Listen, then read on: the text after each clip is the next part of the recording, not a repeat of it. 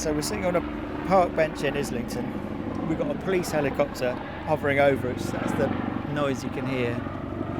The sun's shining. What were you thinking about, Louis? So I actually just finished a chapter of Anthony Bourdain's Kitchen Confidential, which I'm reading at the moment. I don't read a whole heap, but I'm really into food at the moment, and my sister recommended it to me. And I just finished a chapter about like hopping from pond to pond in these different restaurants, and it's kind of like underworld life of the chefs that are in these kitchens. He's quite famous for being a chef who was rock and roll and kind of punk and cool. Yeah. And does he when you say the glorifying of the kind of atmosphere, do you reckon he's upselling it? Do you reckon he's like missing out all of the gory details, or is it quite is it quite kind of realistic, as in this is the bad stuff and this is the good stuff about my life? I wouldn't say he necessarily glorifies it. I think it is what it is. He uncovers a lot of the secrets and things that are going on. He doesn't sugarcoat it and kind of goes into the details quite thoroughly. Really gruesome at times. I'm imagining if I read a book like that, I might want to be in that world. Yeah. Because it sounds really attractive, because it's so adrenaline fueled. Do you get that feeling reading it, or are you like, that's a world I could never be part of? You know what? It's quite interesting. So I'm at the moment looking. I'm quite young, and I'm 23 years old, and I'm looking at like potential career prospects. And being a massive foodie myself, I look at the chef world and I think, God, I'd really love to prepare food for people and sort of extent, I really love cooking for people. And a few of my peers very recently have said to me, God, like, why don't you be a chef, or why don't you go and investigate that world a bit? And I'm reading this stuff from Bourdain, like, I just feel it's amazing, but honestly, the world is the chef world. I mean, it's so brutal. It's very fast-paced, and it's the adrenaline sounds cool, but quite honestly, I'm at a difficult point at the moment because I feel like I'd love to work with food, but actually, all of that, sort of all the drugs, all of the fast-paced sort of life and the no sleep and the things, adrenaline fueled it might be, but I don't know how pleasant that would be after a while. Honestly. So you're thinking, I could do it, but maybe without the drama. Yeah, honestly, yeah. I think it would be, I guess, maybe I'm losing the heart and soul of it, but I always think there's a big thing for sort of looking after yourself, and I really thoroughly believe in that, and I think, doing chef work is amazing. It's a hell of a ride for a while, but I think service is a very interesting idea, where you're serving others potentially at the cost of yourself at times, and that nature of that sort of exchange between whether that's you're putting love into the food that you're serving to someone, and that's that sort of gesture from yourself, but you also maybe causing yourself a lot of stress or potentially harm or whatever. I think it's just a really interesting concept that we as humans find ourselves caught up in a lot of the time. There's also, though, the thing at your age of following your dreams, doing things you're passionate about, and there's also that pull, surely, because if you love food and it's something you enjoy doing and your friends are like, go for it, there's a lot of positives as to why you could go in that direction and maybe create your own kind of working environment that works for you if food is your passion. If there isn't another passion which overtakes it, try it. I don't know. Yeah. It's a long time since I was 23, so I can't remember quite how difficult these decisions are. I think you're absolutely right. Something I've sort of embraced a little bit recently is this idea of the slipstream, which was introduced to me by someone, and I've lived quite a fast-paced life for the past 5 years. That sounds great. I'm actually, I'm a real sports fanatic, and triathlete and everything, and I took it quite seriously for quite a few years. What, doing it yourself? Yeah. Right. Actually, to the point at the cost of my own well-being. I felt quite ill after a period of just giving it my all, and I sort of burnt out, and came out the other end in not such a great way, and I had to take a bit of time away from it all, and I had to really work out, gosh, like, okay, where's my balance, where's my rhythm, where's my identity, and trying to work out, okay, how can I sort of work through life where I don't feel like I'm always up against some sort of friction, and I'm always chasing down certain sort of achievements or things like this. And this idea to me of like the slipstream came about, where at the end of the day, life is like really like, there's this thing where I feel lots of people get caught up in comparison and things like that, me being one of them. It's natural. It happens to us all. It's impossible to escape comparing. Every day. Yeah, totally, absolutely. And it's something that really kind of maybe plagued me in a way that I wasn't really aware of for a number of years. And I then became quite self-aware, and I started to realise, well, actually, what matters most is making it work for me, you know? Like, not in a selfish manner at all, but working out, well, really, falling into the slipstream is kind of like surrendering to the process and being content with the journey, and just kind of going with wherever it takes you, because I feel like actually that way you'll learn the most. That way it's no person's life is the same as another, and I do genuinely believe by this. I know it's all a bit deep, but I do feel like falling into this idea of the slipstream, where you kind of like embrace the flow of things, be content, and go, well, maybe I will give chefing a go, and maybe it won't be like it is in the books, and just kind of try not to have too many preconceived thoughts about things, and go, yeah, I'll just make it work for me, you know? I like the idea of a slipstream. What it brings to mind to me is there's a lot of motion, there's a lot of forward motion, and there's speed, but there's also something ahead of you. Is that thing that's ahead of you, is that just life? Is that what you're in the slipstream of? Yeah.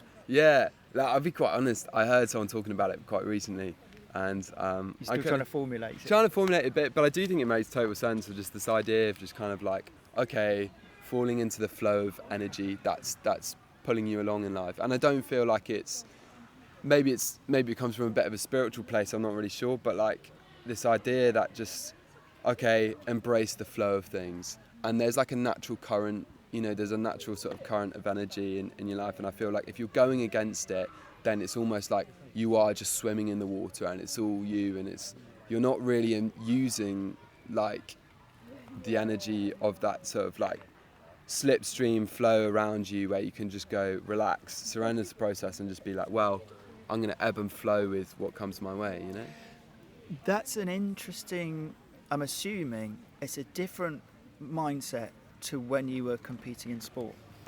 Yeah. There was no slipstream there. There was like, I need to win or lose. Was it that simple? Yeah. I think it was this idea where I had certain expectations or certain things, deliverables that I wanted to kind of go forward with, and it was whether it was qualifying for this or qualifying for that.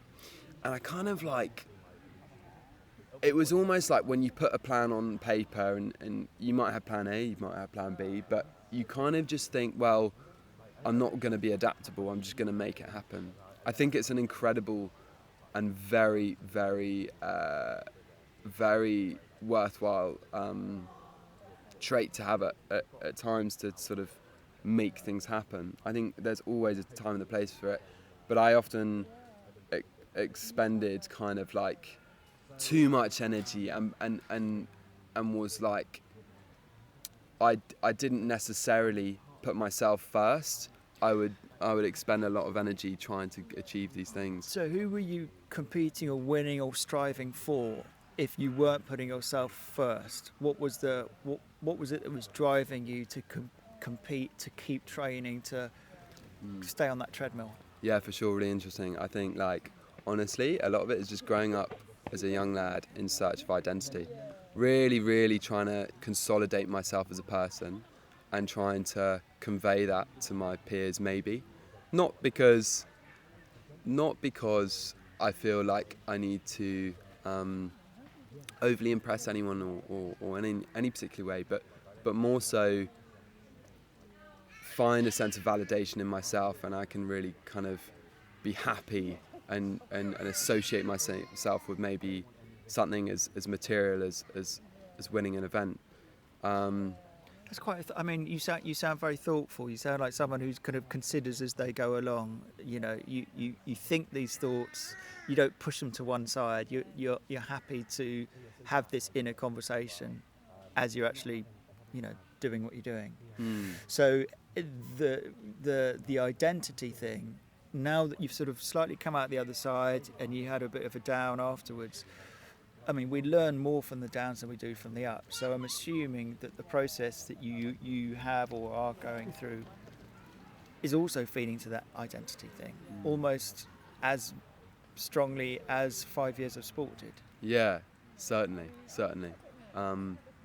Yeah, I couldn't agree more. Honestly, I had both the most challenging year probably of my life, the year just gone, and equally the most rewarding by a mile. That's brilliant. And That's brilliant. Honestly, it's been an amazing kind of like butterfly effect of just, God, sometimes you really have to just embrace, and it's that thing of, okay, accept the scenarios that are around, like accept the situation, work out, okay, where are the forces, what's pulling you, and just being really, really honest with yourself. And yeah, as I say, falling into that slipstream, working out, okay, where's the good energy here? And I can't lie, it was really tough at times. So I had to basically pull out a lot of sport and go into final year and do a dissertation and deal with some sort of health issues as a result of it. We talk about university when you say final year. Yeah, Right. So you've got an academic thing ticking over too. You're not just 100% on the sport, but the sport is taking up your mental power. What about your peer group? When you said, you're at an age and stage where kind of identity and talking to your friends about it, what were their thoughts about it? What directions have they gone in? How have your friendships evolved over the last few years of being a young adult? Yeah, no. I mean, are you all searching? Yeah. Or are some people like, this is me? You know what's hilarious is I have a mate who I'm very close with, a wonderful musician, and it's hilarious. We both went through quite a turbulent year, and I think actually it made me aware of, whilst I felt very isolated at the time, going through personal challenges and things like this, he was in a similar stride of things, and with his sort of music career, and it's often a reminder that when people talk about being in your 20s, they say, oh, it's stressful and it's weird, and you kind of go, yeah, it's stressful, it's weird, yeah, I've got to pay this, and I've got to make money, and I've got to find a place to live, all these sort of very material things. You don't actually realise the weirdness of it until you're in it. And honestly, I was sort of looking around thinking, heck, I'm having a hell of a time, like in a pretty bad way, I'm not having a great time here. And actually just kind of taking a second, realising, looking around my peers and actually kind of going, hey, we're all just figuring it out. Like, we actually are all on a similar page. Like, even if my scenario is pretty hellish, like, it's fine. Like, I'm in my 20s and like, it is weird. When that 40-year-old told me it was a weird time, like, they really did mean it is a weird time, Like, it just does, things don't make sense, and being okay with that, I think, is just... How there is, you get in the general kind of like public discourse in social media and sort of mainstream media, you get this idea that younger people of your age group are kind of more forgiving, more in touch, more accepting, more able to kind of emote. Would you say that you and your friends are kind of in that zone of just being quite open with each other, quite gentle with each other, and being able to go, I'm in trouble, I'm not, all that kind of thing? Is that part of the deal of the early 20s for your generation? Yeah, legit. I think Yeah, definitely. I think a lot of my relationships, I'm quite a perhaps emotional person, not necessarily individually, but I definitely communicate through emotional kind of like channels with my mates. Like we're quite open about things. I think it's a really important thing. I don't know if that's all, if that's the same as it has been like years ago or whatnot. But all I can say is I've got I've got I've got a lot of wonderful friends. I'm very, very fortunate to have met some awesome people that I can keep close to me, and some of my best relationships are all with my friends are all down to the fact that we can be emotionally honest with one another, and I just think like that's wonderful, and I get we get the most out of a wonderful friendship for that reason. So I think coming through a year which has been quite isolating and going through some certain challenges, it took me a while to communicate that with some friends, but actually how like it's been wonderful. Yeah. Was the reveal to your friends, was the sharing, was the kind of try to work out how to convey to them what was there when it came to actually delivering what you wanted to say? What was their reaction, and how did they come to your aid or not? Yeah, like really great question. So what's really interesting is I think everyone's guilty of this, but like you build up scenarios in your head, and you build up a lot of like energy in your head about something. You think, oh, like I'm gonna tell them that like, look, I've got to pull out of my European champs, or I've got to do this, and I think you kind of think, oh, like I'm an absolute failure. And you go to your mates and they say, yeah, right, yeah, damn, yeah, fair enough. And that's like, it. and it's kind of like you're like, whoa, okay, and they're like, That's a great relief. and you kind of think, you think, well, what's that mean? Like, and what I think is really interesting there is actually you begin to realise how much, not necessarily that you should not take some of your achievements with pride or really or put a lot of energy into things and stuff like that. But what I mean is that I had almost set in stone or tried to construct myself as an individual grounded in sport. And I felt like communicating to them that I wasn't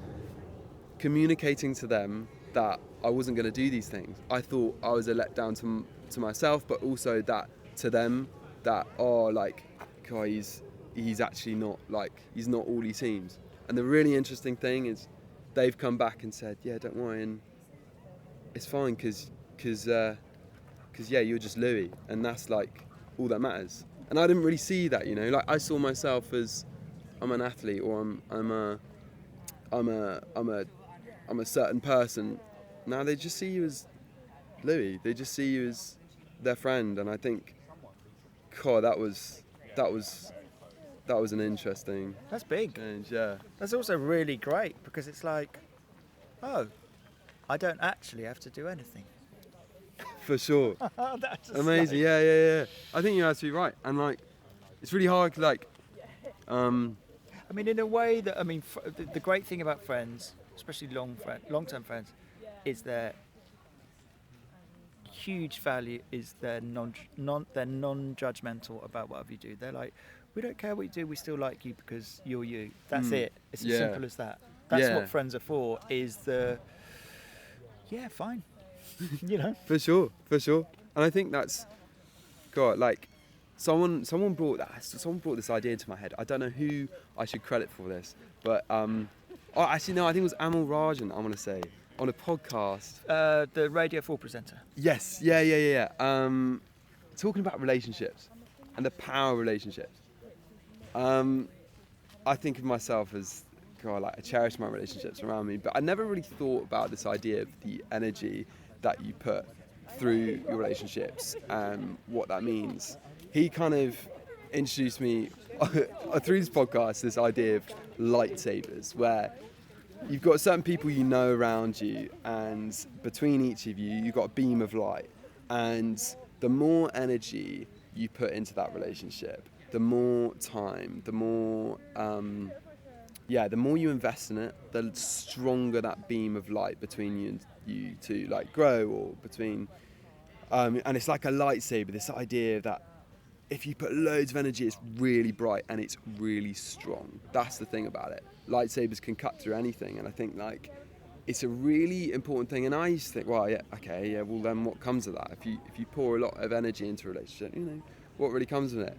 But now more than ever, I really, really believe that and hold that in my stride, that pour loads of energy into your relationships and they will strengthen you, your friends, and your life, and the amount of challenges and hurdles that come your way, you can just cut down, because relationships, honestly, like really carry you through a lot. So yeah, I definitely, like, my mates have been a big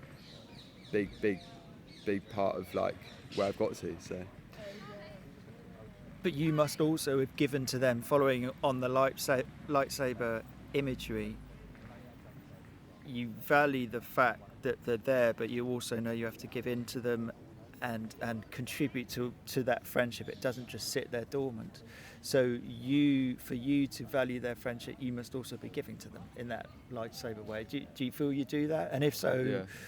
How do you do that? Is it like text? Is it saying I love you? Is it going out for the big nights? What is consolidating and giving into those friendships for you? Yeah, for sure.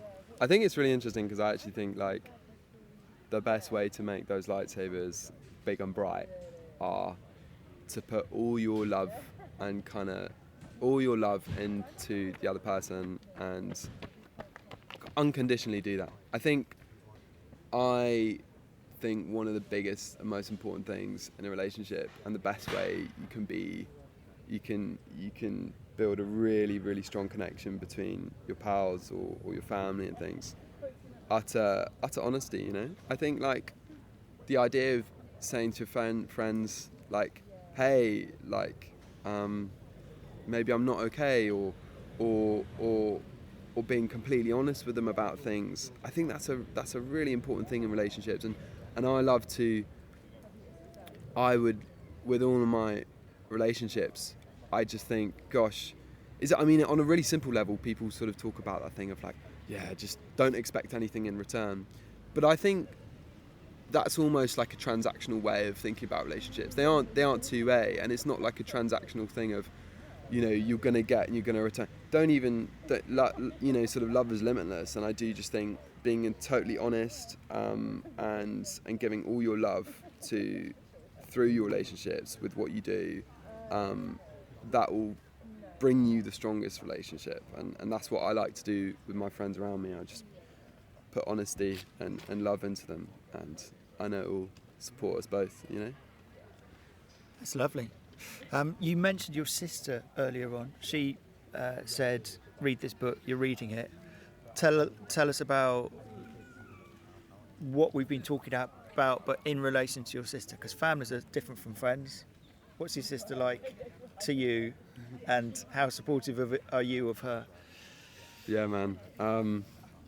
God, I love my sister to pieces. I'm so fortunate. I have a wonderful family of four, and my mum and dad and my sister. And I think like my sister's played a huge role in my life. I often joke that she's the snowplow. She's older. She's 26, turning 27 very soon. She lives here in London, and it's part of the reason I'm here. When I was younger, I used to come and visit her at uni here and hang out, and I've become to really, really love London as a city, kind of thanks to her. But I really cherish my older sister, and she's sort of a source of guidance, and we're really, really close, And are you similar, or are you quite different kinds of characters? I think we're actually really similar. that kind of helps. I think when you're on the same wavelength. Yeah, certainly. I think we are really similar, but I think in a way that, like any siblings, you got tremendous. Yeah, of course you got differences. I mean, she's got completely different interests to me. In some regard, I went crazy with with sport, and she went right down the art route. I mean, funnily enough, she has now run marathons and things, but like, we're very different in some ways, but very similar at the same time. And I think something she introduced me to, well, she said to me quite recently is, I was a bit stressed out, if I'm honest, and I said to her the other day, like, look, you know, I was a bit late for her. I was a bit late to see her the other day, and I was like, I was just really stressed because I feel like I let you down, and I let down expectation. I just feel like a bit rubbish about it, and I can tell you're annoyed at me, and I felt really, really rubbish. And she said, hey, look, like, I'm not sure. She said to me this interesting thing of like, I've always put my older sister almost on a little bit of a pedestal. I've sort of thought, wow, she's a source of guidance for me. She honestly, openly turned around to me and said, I'm going to be honest, like, I don't know if I love being seen in that way, because I just want to be my own person too. And it took me a second, and I was like, yeah. Hey, she's absolutely right. Like, she might be the older sister, she might be a snowplow, taught me how to do a few things, helped me get through my final year of uni. So when you say snowplow, she's making the path ahead of you. She's Yeah. making it easier because she's like push the weight ahead. Yeah, definitely. Especially with the family, I'm imagining, with the parents. Well, yeah, I think like she's just showing me how to do a few things, and as a kid, the famous sort of thing that my mum says to me the whole time is when I was in like a bouncy chair, whatever, when I was like 2 or 3 years old, I'd just bounce in this chair and I just watched my sister in the kitchen. That's all I did. I just watched her. Eyeball her. Yeah, just follow her moves, and it's quite funny. It's quite funny, you know, that I kind of go, oh yeah, I've grown up and doing my own thing, and then I'm also kind of doing the same still. But it's interesting what she was saying is like, I don't like you seeing me as someone who would be disappointed. yeah, You know, she's like, I'm not like that. Don't think I'm some kind of like, you know, hardcore older sister. Yeah, and also just like, she's saying like, hey, look, like, I don't want to be seen in this light that like I'm right, you know, because I think what's really interesting is she's had to go through you know, life, school and everything first, and almost do the cock-ups herself without anyone to say, hey, look, I recommend you do this, or hey, look, I got this challenging situation, I recommend this is the best course of action, right? And I always seek her guidance, and I think she kind of wants to go like, hey, look, you know, I tell you what, you'll probably learn the most if you just give it a go yourself and figure it out. And gosh, I've learned a lot from that mentality, but I do find myself every now and then getting stressed out of my mind, because I just feel like I put in the expectation that my sister like knows best, and maybe I've disappointed her, but you know, she just honestly turned to me and said, like, hey, look, like. But also, if you're open, then you get an open response.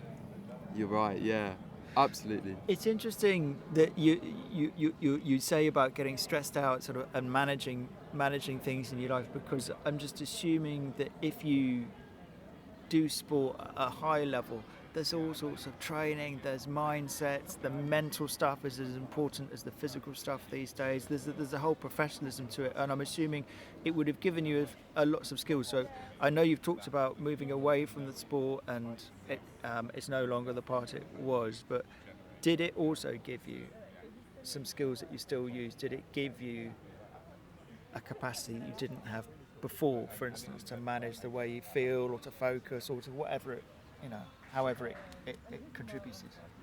Rule of thirds. The rule of thirds? Yeah. What's that?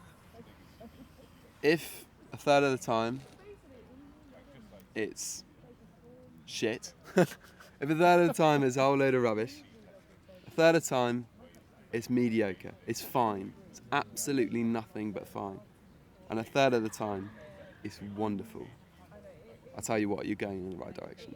I think that is something that I thoroughly embrace now, and that it's a really good idea of balance that was taught to me only through the practice of doing sport.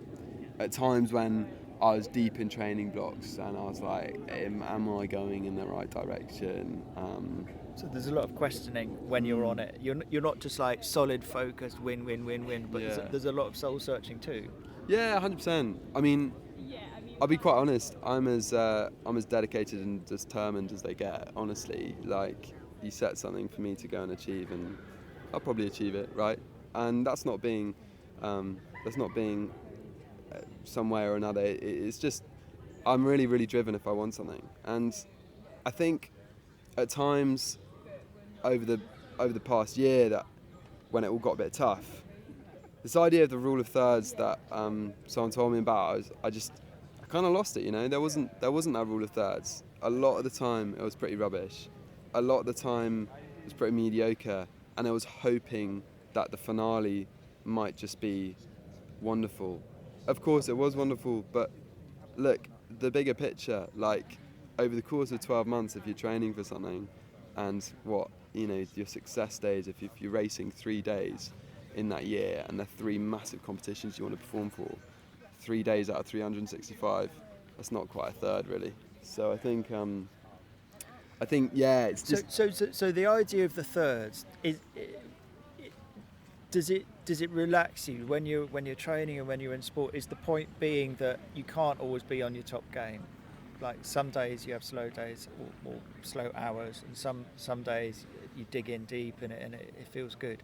Is the point that you should just be less hard on yourself? Is that what it gives you? Yeah, for sure. I think it's giving you that balance. Comes back to that wider thing of balance and momentum, and being able to go like, hey, look, like you're doing just fine, and it just kind of ensures that you don't really lose sight of why you started in the first place. That's always a really, really big thing. I think, of course, your ideas and your goals always evolve, but don't forget the grounding of maybe why you're doing something. And it's a rule of thirds is just like a really good reminder. If you're having a great time, or if you're having a really, really rubbish time, that, hey, look, it's all part of the cause, it's all part of the journey. And, like, as cliche as it is, like, love the journey, the destination's where you're going, so you might as well love the journey, you know what I mean?